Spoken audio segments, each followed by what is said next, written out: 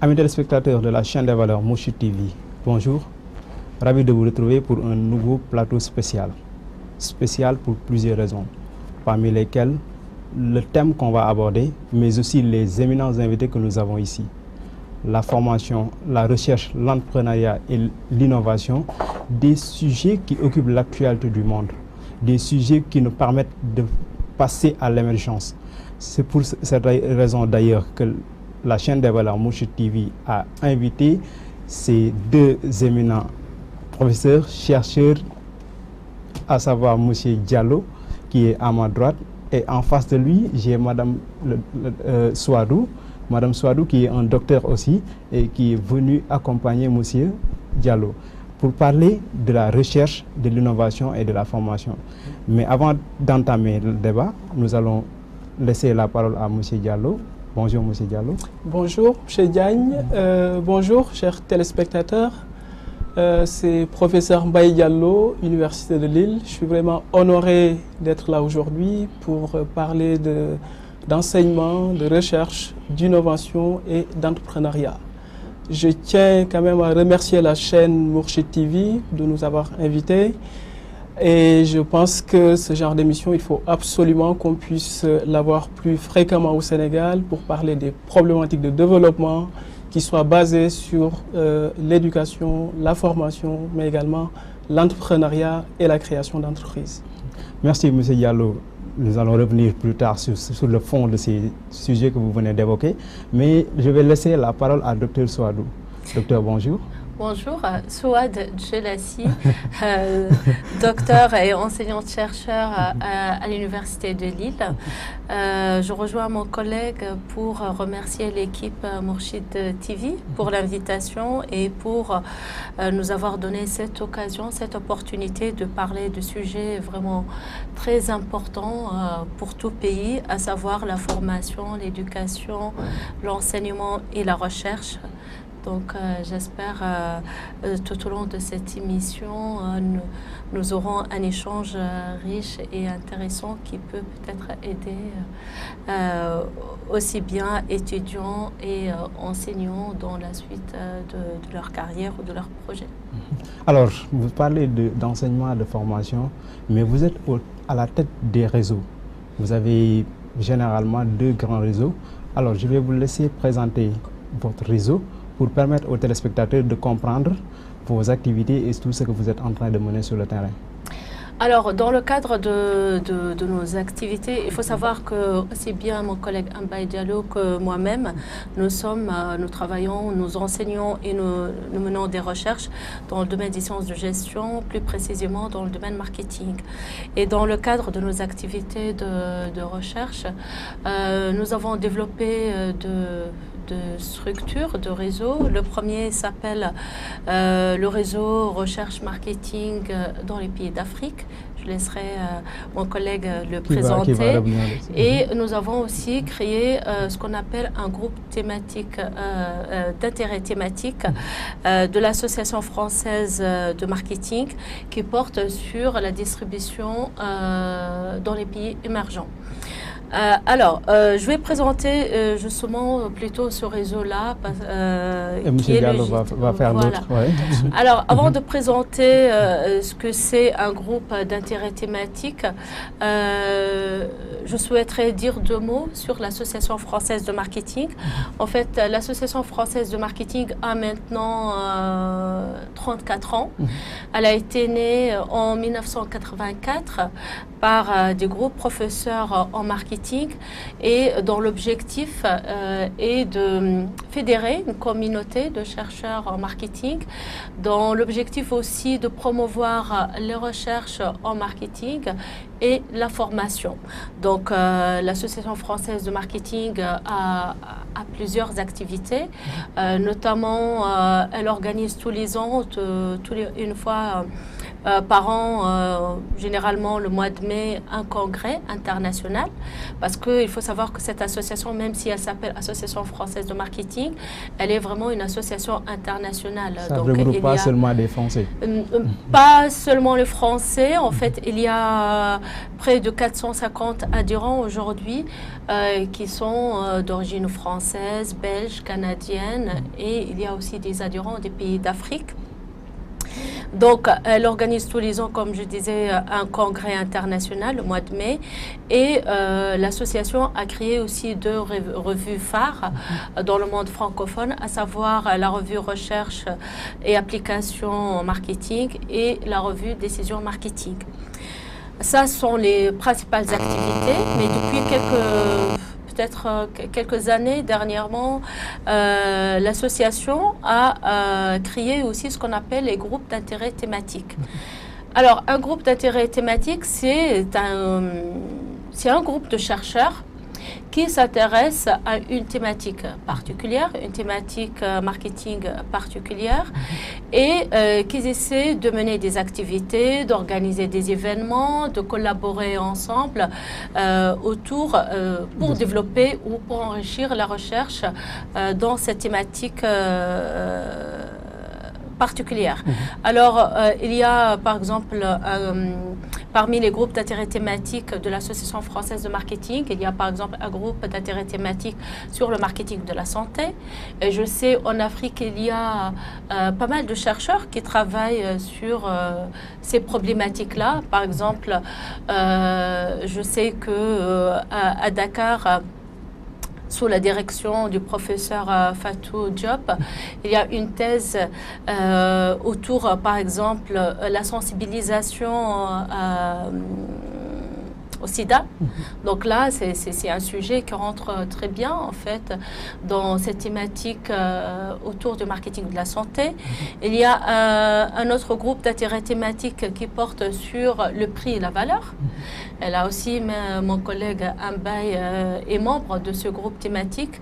Et je sais, pareil, en Afrique, il y a beaucoup de travaux qui portent en fait sur les politiques prix des distributeurs, sur les réactions des consommateurs à l'égard des politiques prix des distributeurs et qui rentrent pertinemment dans le cadre de ce groupe d'intérêt thématique. Pourquoi je présente ces groupes-là? C'est pour sensibiliser les chercheurs en Afrique, s'ils travaillent sur ces thématiques-là, ils peuvent intégrer. Il y a la disponibilité déjà, voilà, ils peuvent intégrer ces groupes-là. Alors, notre groupe porte sur la distribution dans les pays émergents. Les pays émergents, donc il y a les pays d'Afrique, mais pas que. Il y a aussi les pays de l'Asie, il y a les pays de l'Amérique latine. Et dans ces pays-là, il y a en fait une grande évolution au niveau de l'appareil commercial, au niveau de la distribution. Si je prends l'exemple des pays d'Afrique, puisqu'on est au Sénégal, donc oui. Si je prends l'exemple des pays d'Afrique, je sais, déjà dans le Maghreb, moi je suis d'origine tunisienne, donc je connais très bien ce qui se passe par exemple en Tunisie. En Tunisie, depuis début des années 2000, on assiste au développement par exemple des supermarchés dans nos pays. Ce qui, c'est quelque chose qui bouleverse un peu l'appareil commercial existant en Tunisie. Là aussi, lors de mon séjour au Sénégal, j'ai fait un petit tour de Dakar et d'autres villes du Sénégal et j'ai remarqué l'installation des enseignes internationales et notamment dans la grande distribution, l'installation de l'enseigne Auchan qui s'installe pas seulement dans les grandes villes, mais même, j'ai remarqué, même dans des quartiers populaires. Donc, c'est clair, ça va impacter aussi bien les habitudes d'achat des consommateurs sénégalais, mais ça va impacter aussi les pratiques commerciales, notamment des commerçants locaux. Et il est intéressant, je pense, de mener des recherches autour de ces problématiques-là. En tout cas, nous, l'objectif... Et c'est l'objectif du groupe thématique. De notre groupe d'intérêt thématique. Exactement, exactement. Bon, je pense que les téléspectateurs ont une idée beaucoup plus claire sur l'objectif de ces groupes thématiques. Maintenant, à côté de ces groupes thématiques, vous avez aussi le réseau RMPA. RMPA. Le réseau RMPA s'active sur quoi, M. Diallo? Alors, le réseau RMPA, c'est vraiment une initiative que j'ai lancée avec ma collègue Swad Djelassi il y a à peu près une année. Donc, l'objectif, c'est vraiment de regrouper, de fédérer l'ensemble des collègues, enseignants-chercheurs, mais également l'ensemble des professionnels qui s'intéressent au marketing de manière globale.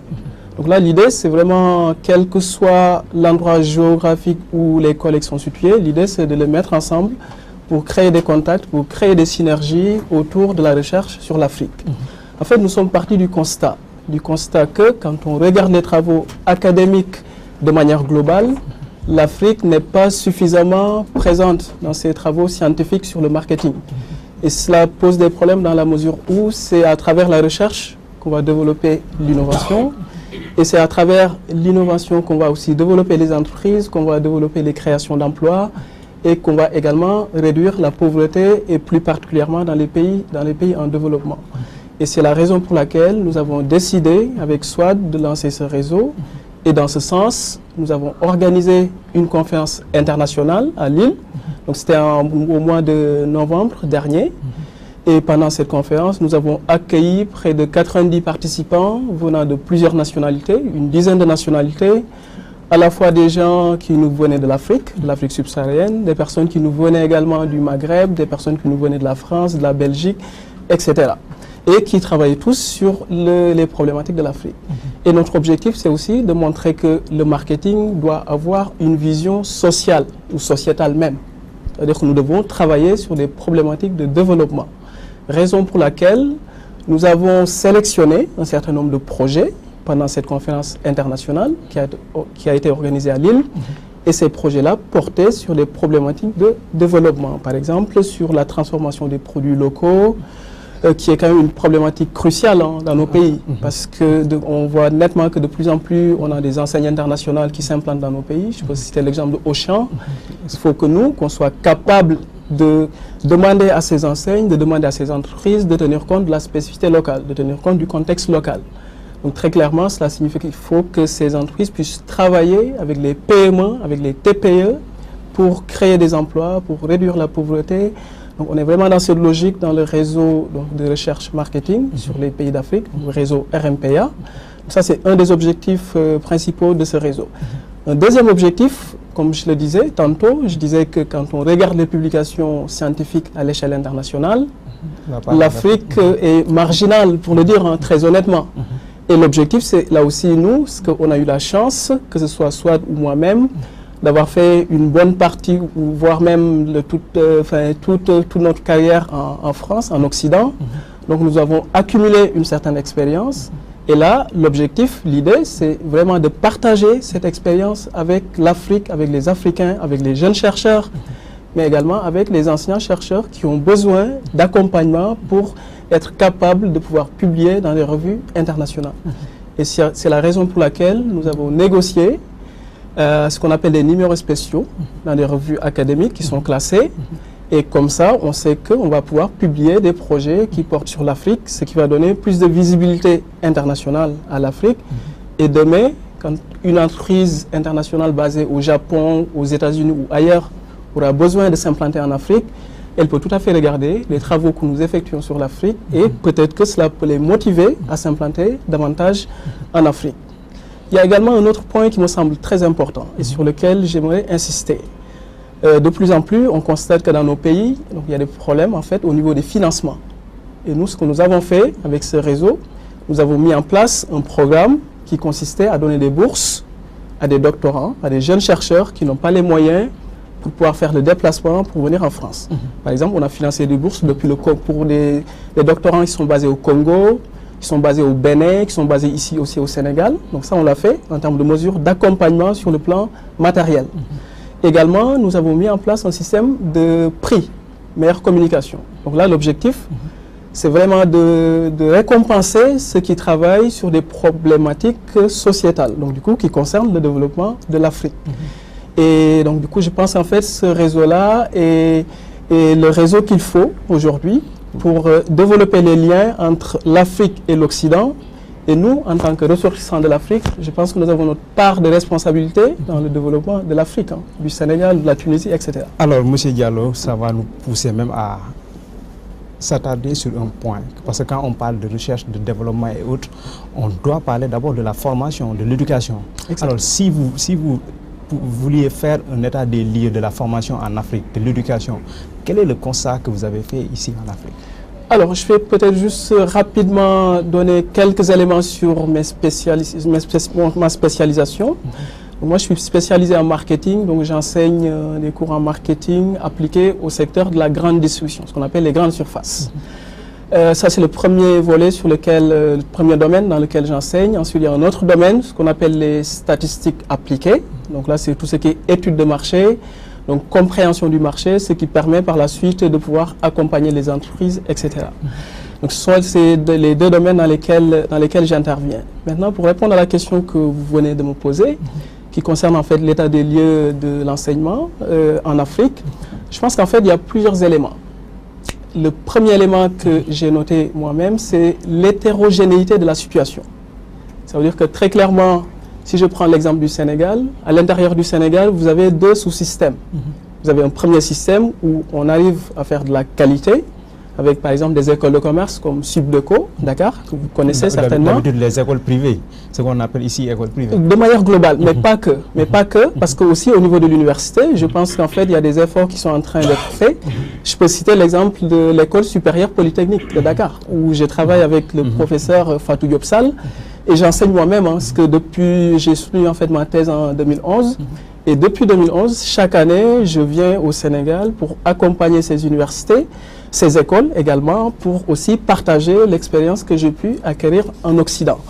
Donc du coup, il y a à la fois le système privé, c'est vrai, comme des écoles comme Subdeco, mais il y a également le système public où on trouve parfois des pépites, donc du coup des structures qui donnent des enseignements de qualité. Et là, je peux citer l'exemple de l'école supérieure polytechnique de Dakar. Je pense qu'il y a aussi l'université de Gaston Berger, département de gestion, où on voit qu'il y a des choses qui se font en termes de professionnalisation, en termes de mobilité internationale, en termes d'accompagnement des étudiants.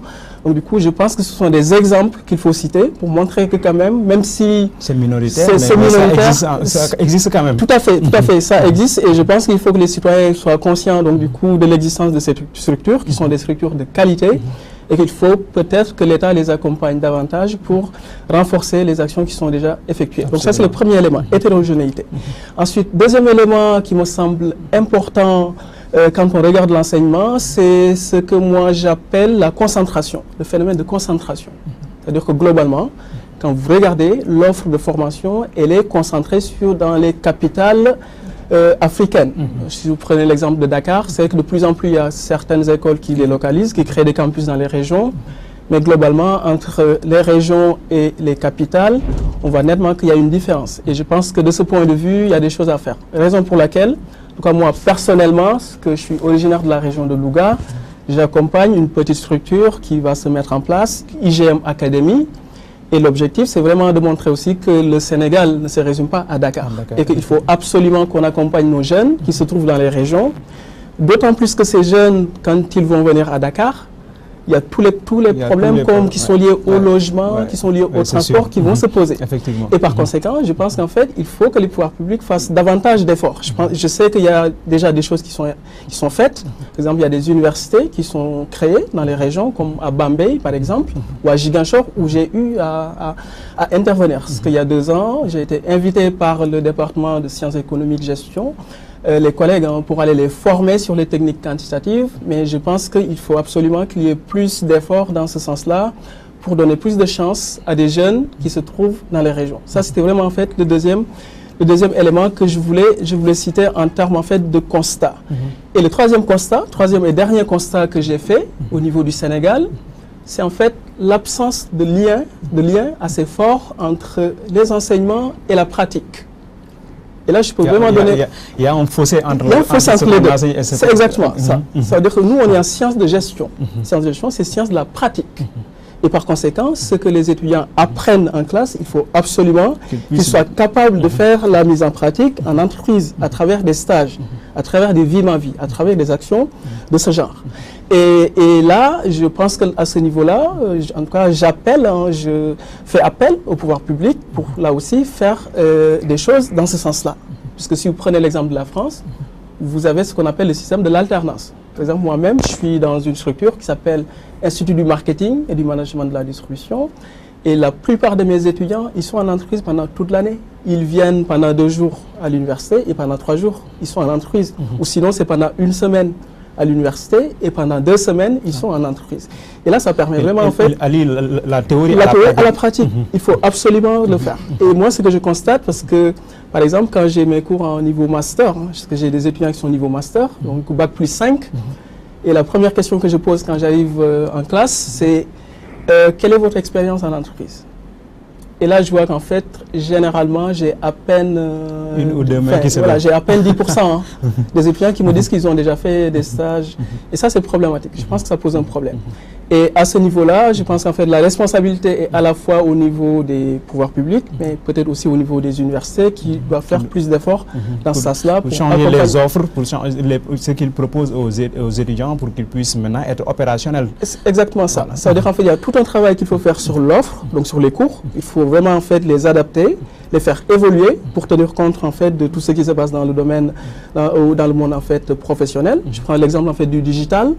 Aujourd'hui, si vous prenez WhatsApp, c'est un outil qui est en train en fait de révolutionner les pratiques commerciales.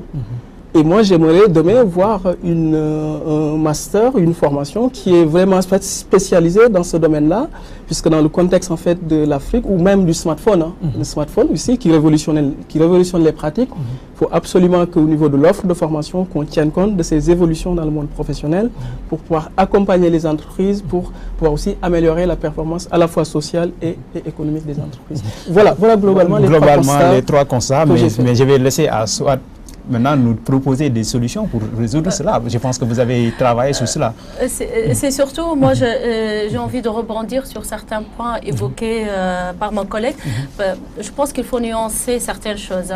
Il a parlé un peu de la concentration en fait, des universités dans les grandes villes.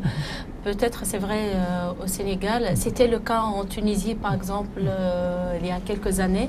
Mais aujourd'hui l'État tunisien a fait beaucoup d'efforts et on trouve des universités vraiment partout du nord au sud de la Tunisie.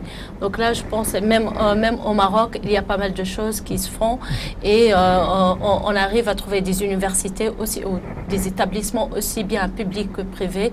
Dans la capitale comme dans les autres villes. Donc je pense il faut pas... bon, il a parlé de l'hétérogénéité. L'Afrique aussi, c'est très hétérogène. Donc il faut nuancer certains éléments. Alors, par rapport, je suis tout à fait d'accord avec lui par rapport au décalage parfois entre la formation et ce que les étudiants font ou vont faire en entreprise. C'est vrai, en France, il y a un point très positif, c'est la formation par alternance.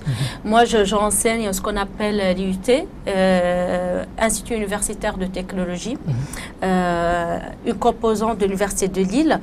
Et on forme les étudiants, en fait. D'ailleurs, la formation est à la base professionnalisante.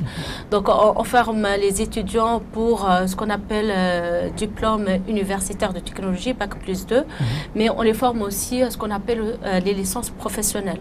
Aujourd'hui, on a 14 licences au sein de notre IUT et toutes les licences sont par alternance. C'est-à-dire, l'étudiant, la moitié de la semaine, il est à l'IUT pour suivre les cours et la moitié de la semaine, il est en entreprise. Ce qui permet, en fait, c'est une formation gagnant-gagnant au final. L'étudiant va gagner en expérience professionnelle et l'entreprise, en fait, c'est un investissement pour elle parce que beaucoup de nos étudiants, après, restent dans l'entreprise. En fait, l'entreprise s'investit dans leur formation, mais après il peut recruter très facilement. Oui, puisque vraiment il connaît déjà l'étudiant, il connaît la capacité de l'étudiant, et l'étudiant connaît aussi l'entreprise, donc c'est facile de recruter directement sur. Je sais que l'alternance est que, si je me trompe pas, est quasi absente au Sénégal. Mais au Sénégal aussi, si on voulait appliquer cela, est-ce que ce serait possible vu qu'il n'y a pas assez en fait, au Sénégal, c'est quasi absent. En Tunisie, je sais qu'il y a l'alternance, mais dans les centres de formation.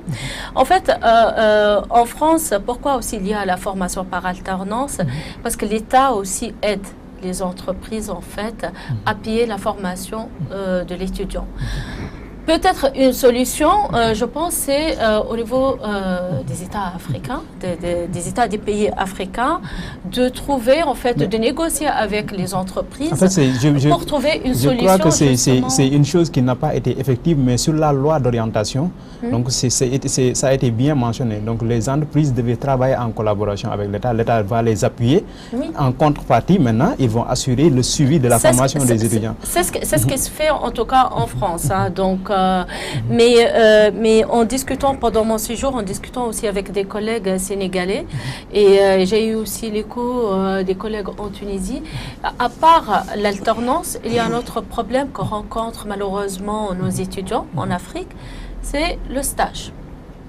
Parce qu'un étudiant peut ne pas faire l'alternance, mais au moins pendant son cursus universitaire, pour avoir une formation complète, il y a la théorie. C'est vrai, on les apprend les concepts théoriques, mais toujours est-il, il faut qu'ils soient capables aussi d'appliquer sur les terrains. Et ça, ils peuvent le faire à partir des stages, à partir de l'alternance. Alors que, apparemment, si j'ai bien compris, en tout cas d'après ce que j'ai eu comme retour des collègues, c'est la difficulté de trouver un stage. Et ça, c'est problématique. Au Sénégal, ouais. C'est problématique parce que comment les entreprises peuvent avoir des compétences qui répondent à leurs besoins, des compétences adaptées au contexte socio-économique du pays, si l'étudiant n'a pas eu une expérience en parallèle de sa formation théorique à l'université. Donc je pense qu'il faut aussi que l'État, que les universités, les écoles travaillent en collaboration avec les entreprises pour retrouver une solution à cela. Mais au-delà de la collaboration entre l'État et ces écoles de formation et ces établissements, quelle autre solution pensez-vous qu'on peut faire pour améliorer la qualité de l'enseignement et de la formation en Afrique, au Sénégal, en Afrique en général?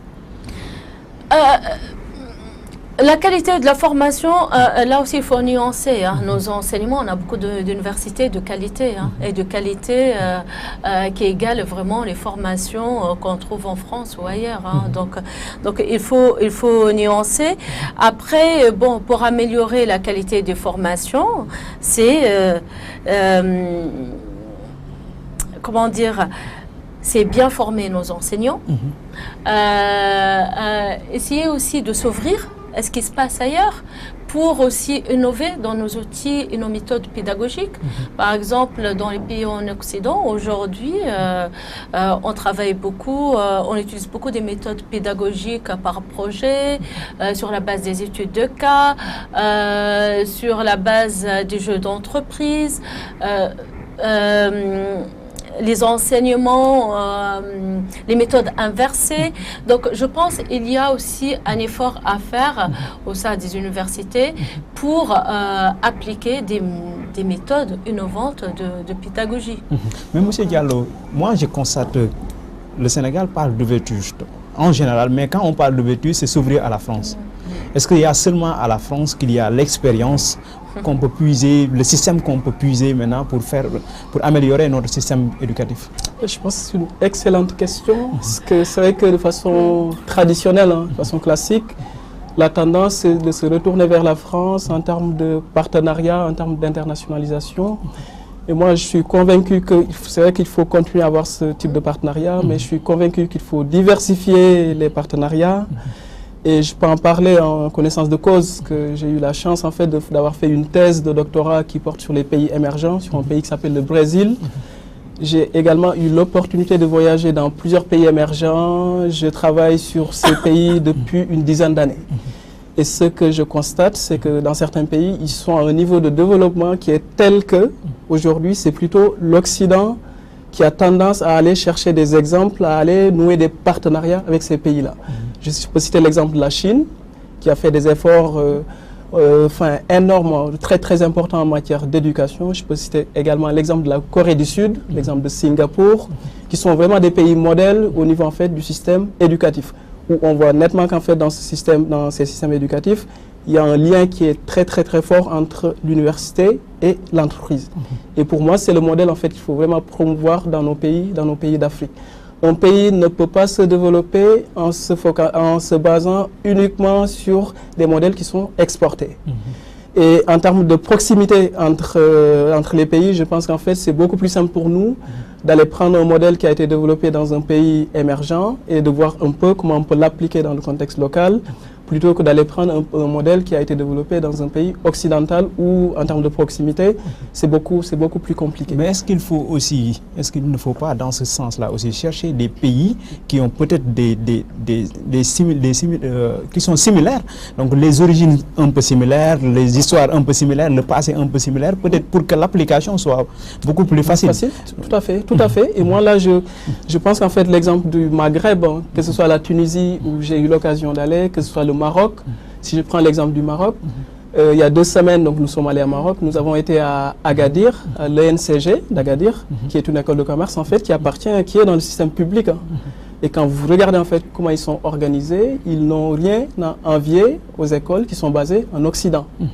On a également été à l'ENCG de Stade, et dans cette école également, c'est vraiment une école de qualité, à la fois au niveau du corps professoral, à la fois au niveau des liens qui sont très très forts entre l'école et les entreprises. Et je pense qu'en fait, ce sont des modèles qui peuvent tout à fait nous servir ici au Sénégal. Je peux aussi donner l'exemple de l'Algérie, parce que je pilote en fait une formation qui a été délocalisée sur Alger. Donc j'y étais il y a 3 semaines à peu près. Et là également, on voit nettement qu'en termes en fait, d'exemple, en termes de benchmark, il me semble que ce sont les pays qu'il faut aller voir des choses à appliquer chez nous. Parce que les contextes en fait, culturels sont beaucoup plus proches. Et moi, je fais là aussi un appel solennel à l'endroit des pouvoirs publics pour vraiment faire des efforts dans ce sens. Je sais qu'il y a un programme qui a été mis en place avec le Maroc, programme de bourse. J'ai eu moi-même des amis quand j'étais étudiant qui avaient fait le Maroc avant de venir en France. Mais je pense qu'en fait, ce genre d'initiative, il faut vraiment en fait le développer davantage avec d'autres pays comme l'Algérie, comme la Tunisie, etc. Y compris même des pays africains. Hein. Je prends l'exemple du Ghana ou l'exemple de l'Afrique du Sud. L'Afrique du Sud, je pense que c'est le pays modèle en termes d'enseignement, en termes de recherche, parce qu'actuellement, quand on regarde en fait, les publications scientifiques qui portent sur le contexte africain, c'est davantage en fait des publications qui nous viennent du contexte en fait de l'Afrique du Sud. Et je pense qu'un pays comme le Sénégal devrait aller vers l'Afrique du Sud pour nouer des partenariats internationaux, pour qu'on puisse envoyer nos étudiants qui vont aller là-bas pour enrichir les parcours, et aussi échange d'enseignants. On peut tout à fait avoir des enseignants qui nous viennent de ces pays-là pour venir aussi travailler avec des collègues qui sont basés ici au Sénégal pour vraiment améliorer les choses surtout au niveau de la qualité, à la fois qualité de la recherche, qualité de la formation. Et je suis tout à fait d'accord avec ma collègue en soi quand elle parle en fait de l'importance de faire évoluer les pratiques pédagogiques. C'est vrai que là, je pense qu'il y a tout un travail qu'il faut faire. Aujourd'hui, en sciences de gestion, moi, je ne peux pas imaginer qu'on fasse un cours comme on le faisait il y a 20 ans, il y a 30 ans. Le prof, il est devant les élèves, il va dicter, les élèves prennent note et à la fin, chacun part.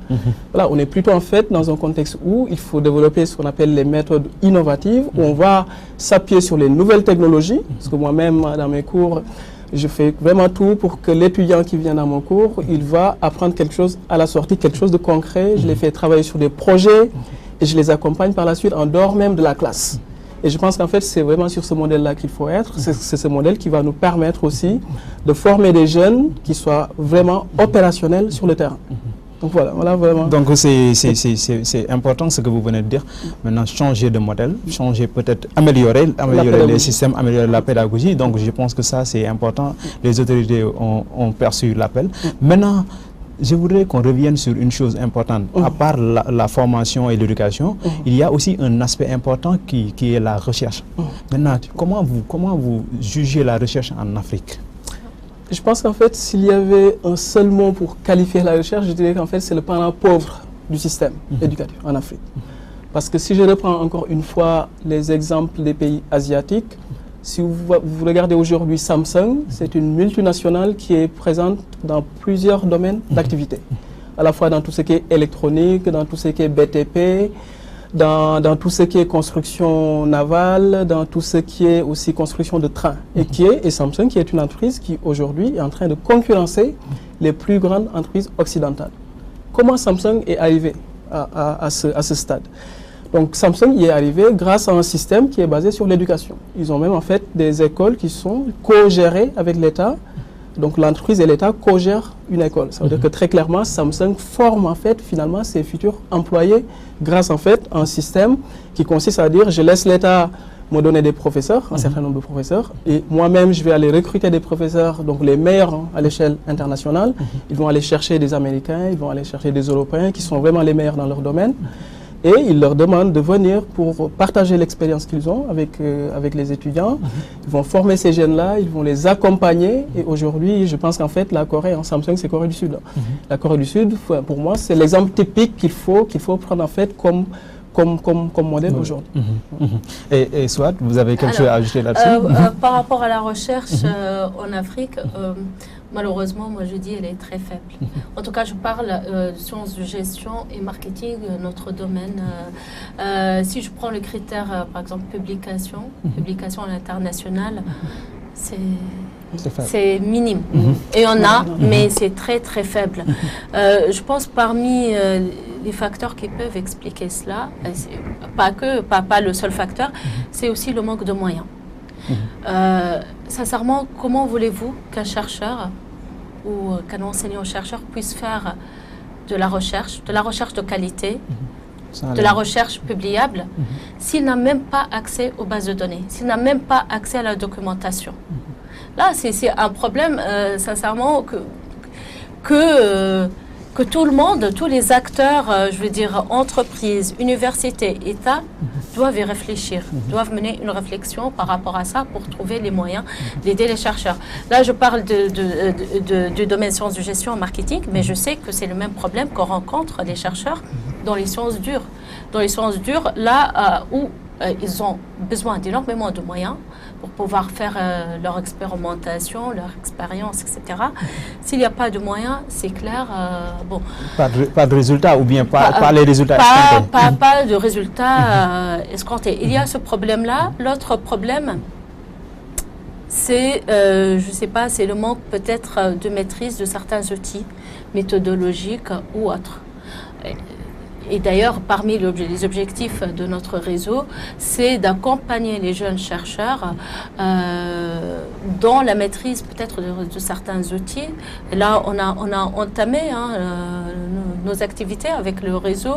On était au Maroc, on était au Cameroun pour animer des séminaires méthodologiques. Donc, un bail, c'était les méthodologies quantitatives. Moi, séminaire de formation aux techniques des méthodes qualitatives. Je l'ai fait aussi la semaine dernière à Saint-Louis. Aujourd'hui, on le fait de manière bénévole et vraiment avec un grand plaisir. Si on peut aider même à un niveau modeste, si on peut aider ne serait-ce qu'un petit peu les jeunes chercheurs à avancer dans leurs projets de recherche, on le fait avec plaisir. Mais nous, c'est un projet qu'on entame. C'est un projet ambitieux, en tout cas pour aider les jeunes chercheurs dans ce sens-là. Mais je pense à nous seuls, on n'arrivera pas.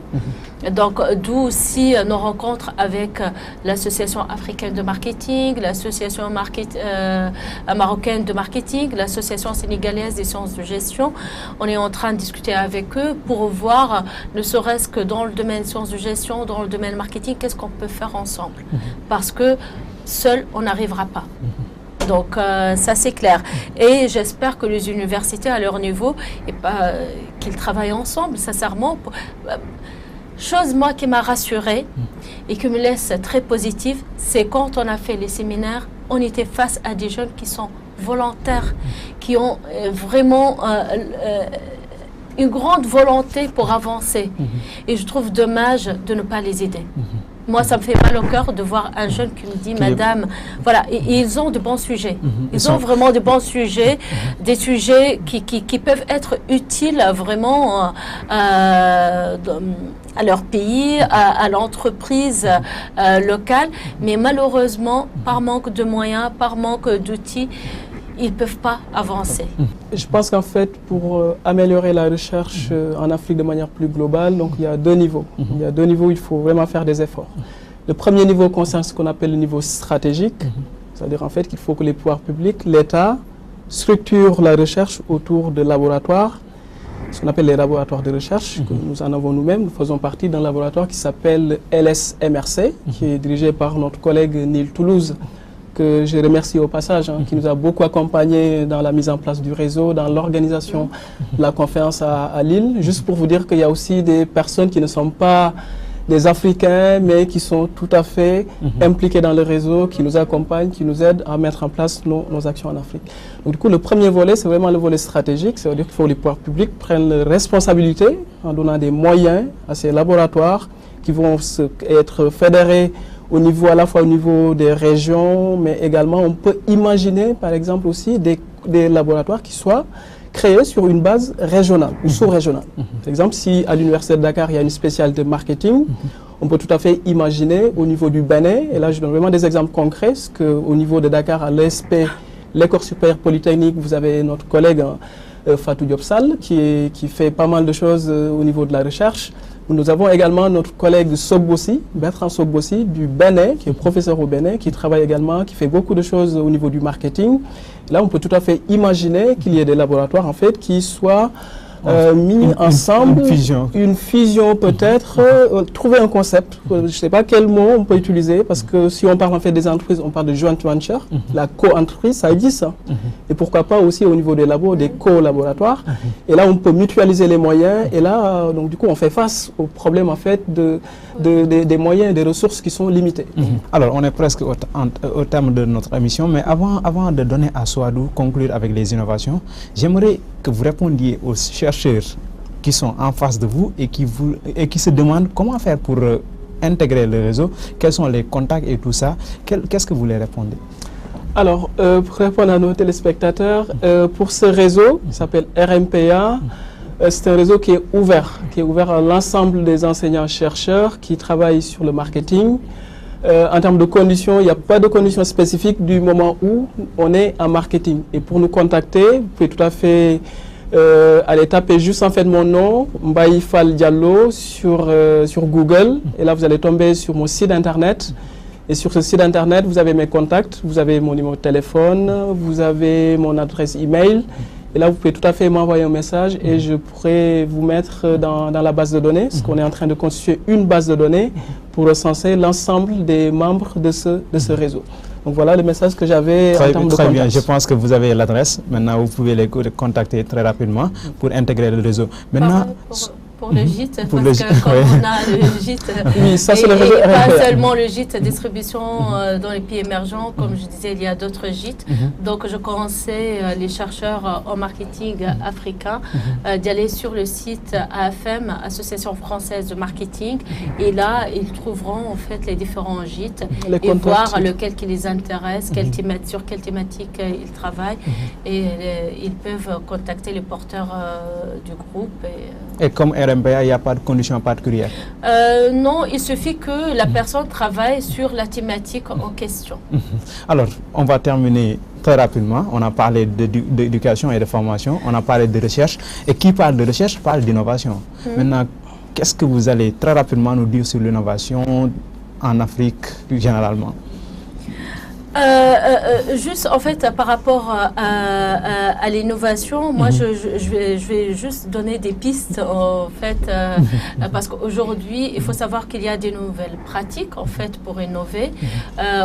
Une entreprise aujourd'hui pour rester compétitive, pour rester aussi en cohérence avec les nouvelles donnes du marché, de l'environnement, notamment aujourd'hui avec les évolutions technologiques. Il faut savoir qu'il y a des nouvelles méthodes et pratiques d'innovation telles que les pratiques collaboratives. C'est-à-dire une entreprise aujourd'hui ne peut pas être fermée et dépendante à son seul service, par exemple, de recherche et développement. Pour innover, il y a d'autres méthodes, en fait, aussi bien en mobilisant toute son équipe en interne, c'est-à-dire si je prends par exemple le cas d'un distributeur, même le vendeur, le simple vendeur, peut être source de nouvelles idées de produits ou de services. Il y a d'autres pratiques aussi collaboratives avec les usagers, avec les consommateurs. C'est-à-dire l'entreprise peut faire appel à ses consommateurs pour trouver de nouvelles idées de produits ou de services. En 2017, par exemple, Coca-Cola, qui est une grande marque, qui a fait appel justement aux consommateurs, par exemple, pour trouver de nouvelles idées de composants naturels, en fait, qui peuvent, comment dire, des composants naturels sucrés, pour éviter en fait les problèmes de sucre ajouté, etc. Donc il n'y a pas que les méthodes classiques d'innovation avec son service recherche et développement. Aujourd'hui, il y a les méthodes de brainstorming qui impliquent tout le personnel, donc des différents niveaux hiérarchiques. Il y a aussi les méthodes collaboratives avec des acteurs externes, que ce soit des consommateurs ou des startups. Orange, qui est très présente, par exemple, au Sénégal, elle travaille beaucoup avec des startups pour innover. Donc là, j'encourage en tout cas les entreprises africaines aussi à s'ouvrir à d'autres méthodes d'innovation que les méthodes classiques traditionnelles. Merci, Souad. On est à la fin de l'émission. Je laisse à M. Diallo faire son dernier mot. Oui, moi en fait, mon dernier mot, c'est que j'ai vraiment fait vis-à-vis concernant les questions d'innovation, c'est que j'ai un sentiment, si j'avais un seul sentiment que je dois aujourd'hui en fait préciser, c'est un sentiment d'optimisme, parce que je vois qu'en fait, il y a quand même des efforts qui sont en train d'être faits, même au niveau étatique au Sénégal, avec l'ADPME, l'agence de développement des PME. J'ai eu l'occasion de discuter avec M. Sohibou Ndaou, qui travaille dans cette agence, qui m'a vraiment exposé toutes les initiatives qui ont été mises en place dans cette agence-là. Je tiens également à saluer l'existence de structures qui sont spécialisées de plus en plus en Afrique. Je pense au Dr Rouffin, au Gabon, qui a créé une structure qui est vraiment spécialisée dans tout ce qui est entrepreneuriat, innovation, etc., pour vraiment accompagner les jeunes, avoir plus de chances sur le marché du travail. Et mon message va être de dire qu'il faut au niveau des États qu'il y ait des mesures d'accompagnement, il faut qu'on crée des incubateurs pour vraiment aider les jeunes à créer des startups, pour créer des emplois et pour réduire le chômage et la pauvreté dans les pays d'Afrique. Au niveau des entreprises, je pense qu'il faut vraiment mettre en place des programmes d'accompagnement, de formation, accompagnement tout au long de la vie. Et là, je pense en fait à la certification qui peut tout à fait aider les personnes qui sont déjà sur place à pouvoir se former aux nouveaux outils, par exemple du digital. Et enfin, mon dernier mot, c'est vraiment au niveau des individus. Je pense qu'aujourd'hui, il faut sortir de la logique qui consiste à dire je vais faire mes études et à la fin de mes études, l'État ou la collectivité va me donner un emploi. On n'est plus dans cette logique. Aujourd'hui, on est dans une logique où l'individu doit faire preuve de créativité, il doit prendre des risques, il doit créer des entreprises, développer des concepts, parce que c'est comme ça qu'il va aussi créer des emplois, c'est comme ça qu'il va accompagner son pays à se développer. Et c'est vraiment le message que j'ai aujourd'hui à l'endroit de nos téléspectateurs et surtout à l'endroit des jeunes. Soyez créatifs, soyez innovants et faites bouger les lignes et développez votre pays, développez votre continent. Merci M. Diallo. Souad, quel est votre dernier mot? Moi, encore une fois, je renouvelle mon optimisme par rapport en fait à la situation et par rapport à ce que j'ai pu voir tout au long de mes voyages en Afrique, que ce soit au Cameroun, au Maroc ou bien au Sénégal. Et je pense il faut que les pouvoirs publics des différents pays d'Afrique, en fait, collaborent ensemble. Pareil pour les universités, parce qu'encore une fois, si pas en étant enfermé chacun dans son coin qu'on peut arriver. Et ça, c'est en tout cas, c'est dans cette logique-là qu'on a. Il faut qu'il y ait synergie, il faut qu'il y ait synergie de collaboration pour ensemble faire avancer nos pays, notre continent et pour innover ensemble. Merci Soad. Merci à vous. Elle était du groupe d'intérêt thématique. Donc en face de lui, il y avait réseau MPA, M. Diallo Mansour.